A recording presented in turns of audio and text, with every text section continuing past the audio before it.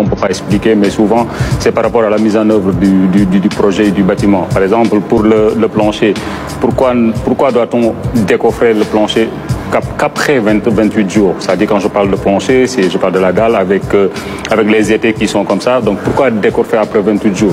Ce que je remarque aujourd'hui au niveau de nos chantiers un peu partout à Dakar, on décoffre après 21 jours. Alors qu'on doit décoffrer après 28 jours. Pourquoi? Parce que déjà, il y a une résistance à atteindre. Par exemple, si vous remarquez sur nos sacs de ciment, on écrit par exemple 32,5 R ou bien 42,5 R. Donc même si vous achetez du ciment, on dit si vous achetez du ciment 32,5 ou bien du ciment 42,5.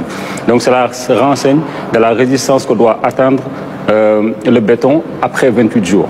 Par exemple, si c'est du ciment 32,5 R, après 28 jours, on aura 32 pascal de résistance. Donc là, vous allez être sûr que votre dalle et la mise en œuvre a été très bien faite.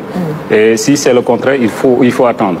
Alors que à partir de 21 jours, par exemple, à partir de 21 jours, là, on n'atteint que 90% de la résistance. Donc, il reste 10%. Alors qu'il faut attendre les 28 jours. Donc, les risques sont énormes parce que si on attend après 21 jours, on décoffre et après on continue à faire l'élévation, on met aussi beaucoup de matériaux au niveau de la dalle. Donc là, on aura forcément la présence de fissures. Et 90% des dalles ici, au niveau du Sénégal, sont décoffrées à partir de 21 jours. On peut décoffrer partiellement, mais il ne faut pas tout décoffrer. Par exemple, à 7 jours, on est à 70% de résistance. C'est pour cela que vous avez sur le sac de ciment les 32,5 et on précise R. S'il n'y a pas de R, donc c'est après plus de 7 jours qu'on aura les 70%. Alors qu'à partir de 7 jours, on aura les 70% de résistance. Donc avec l'aide de la régie, par exemple, ici, vous voyez la courbe qui est là. Donc ce n'est pas une courbe linéaire, mais c'est une courbe qui est exponentielle.